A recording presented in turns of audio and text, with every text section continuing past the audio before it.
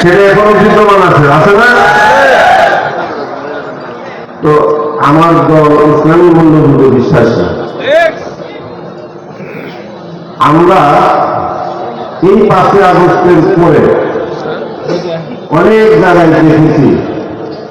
এটা আমি বললাম যে আলহামদুলিল্লাহ, আপনারা বললেন যে কেমন আছেন, আপনারা বললেন যে আলহামদুলিল্লাহ। এটা আমি বলছি যে এই জলসার বাইরে হলে তো বলছেন যে ভালো আছি বা এই সমস্যা সেই সমস্যা। এই জলসার কারণে আজকে আমরা আলহামদুলিল্লাহ বললাম।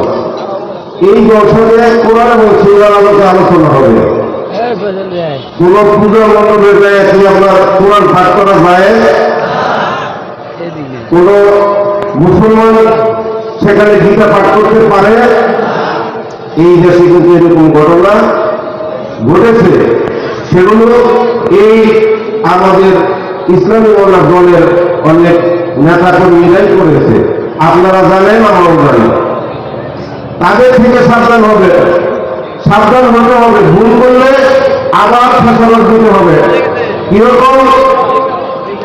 আমাদের এই মাতৃভূমি আমরা 30 লক্ষ শহীদের বিনিময়ে, লক্ষ লক্ষ মানুষের ইজ্জত সম্মানের বিনিময়ে আমরা এই স্বাধীনতা পেয়েছি। সেই স্বাধীনতার যারা শত্রু, তারা হল পাকিস্তানি, যারা যুদ্ধ করেছে পাকিস্তানি বাহিনী, তারা এবং পাকিস্তান তাদেরকে তখন সহযোগিতা করেছিল কিন্তু এই ইসলামী দলই। তারা রাজাকারি করেছে, তারা মুক্তিযোদ্ধাদেরকে চিহ্নিত করে দিয়েছে, তাদেরকে দেখিয়ে দিয়েছে, তাদেরকে ধরে নিয়ে হত্যা করা হয়েছে, মা বোনদেরকে উঠে নিয়ে গেছে, নিয়ে তাদের ইজ্জত সম্ভব নষ্ট করা হয়েছে। এই এরাই করেছে। তাদের থেকে সাবধান থাকতে হবে।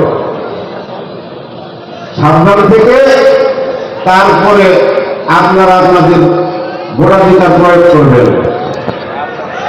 এটা হলো আমাদের আগামী জাতীয় নির্বাচনে আমরা আমাদের ভোট দিব, যাতে আমরা ইসলামী মূল্যবোধে বিশ্বাস করি। এই দেশে অনেক ইসলামী দল আছে, তার থেকে আমরা বেছে নিব। আমরা ওই ধরনের কোন দল বা ব্যক্তিদের কথায় যেন আমরা ভুল না করি। তো আমার কথা দীর্ঘায়িত করবো না। হুজুর বসে আছেন, উনি মূল্যবান কোরআন এবং সুন্নাহর আলোকে কথা বলবেন। আপনারা অবশ্যই মনোযোগ করে শুনবেন এবং পালন করবেন। আমার বিশ্বাস যে ওনার কথা আজকে শুনে যে এটি যদি আমরা আপনারা সকলেই পালন করি এবং ধারণ করি, তাহলে ইহকাল পরকালের জন্য শান্তির ফয়সালা হয়ে যাবে, পাথর হয়ে যাবে ইনশাআল্লাহ। আমি কথা দীর্ঘায়িত করবো না।